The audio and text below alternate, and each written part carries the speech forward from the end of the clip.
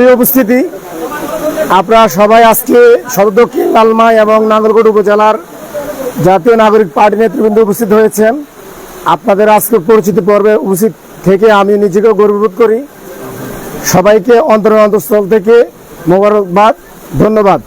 প্রিয় উপস্থিতি, খুব বেশি কিছু বলবো না, শুধু এতটুকুই বলবো, এই পৃথিবীতে আল্লাহ পাক আমাদেরকে পাঠিয়েছেন খলিফা হিসাবে। আমি শুধু হাত পা বিশিষ্ট একজন মানুষ না, আমি পৃথিবীতে এসেছি আমার নিজস্ব পরিচয়ে। সেই পরিচয় হচ্ছে আমি খলিফা। খলিফা মানে হচ্ছে আমি নেতা। নেতা মানে হচ্ছে আমি এই সমাজের, আমি এই দুনিয়ার পরিচালক। আল্লাহ প্রদত্ত যে দায়িত্ব দিয়েছে আমি সে দায়িত্ব পালন করব। আমরা বিশ্বাস করি বাংলাদেশে যে গত 17 বছর যে দুঃশাসন হয়েছে, এই দুঃশাসন ছাত্র জনতার রক্তের বিনিময়ে আমরা অপসারণ করেছি। আমরা বাংলাদেশে নতুন করে আর কোনো দুঃশাসন আবার আমাদের উপর চেপে বসুক, কোনো ফেরাউনি কোনো ফ্যাসিস্ট শক্তি আবার আমাদের উপরে চেপে বসুক, আমরা ছাত্র জনতা, এই বাংলাদেশের জনগণ, আমাদের রক্ত থাকতে আমরা তা হতে দিব না।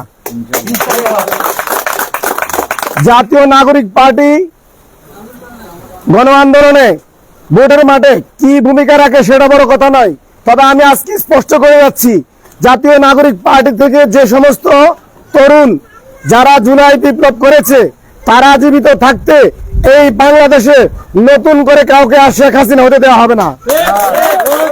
নতুন করে কাউকে আর নব্য আওয়ামী লীগের ভূমিকায় অবতীর্ণ হওয়ার কোনো সুযোগ দেওয়া হবে না।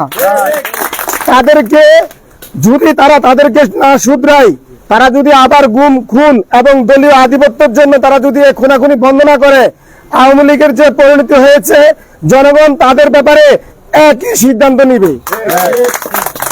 প্রিয় উপস্থিতি, আপনারা দেখেছেন আজকে বাংলাদেশের যে জুলাই আন্দোলন হয়েছে, এই বিচারকে বাধাগ্রস্ত করার জন্য একটি পক্ষ ডিসেম্বরে ইলেকশন চাই বলে সারাদিন জিকির করছে, অথচ তারা গুম খুন টেন্ডারবাজি করে তাদের দলের নেতা কর্মী 130 জনকে তারা খুন করেছে।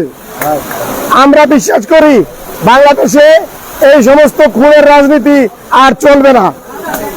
প্রিয় উপস্থিতি, আজকে আর কথা বাড়াবো না, সকলকে বলবো আমাদের পরবর্তী দেখা হবে রাজপথে, কথা হবে স্লোগানে, ইনকিলাব জিন্দাবাদ, জাতীয় নাগরিক পার্টি জিন্দাবাদ, কুমিল্লা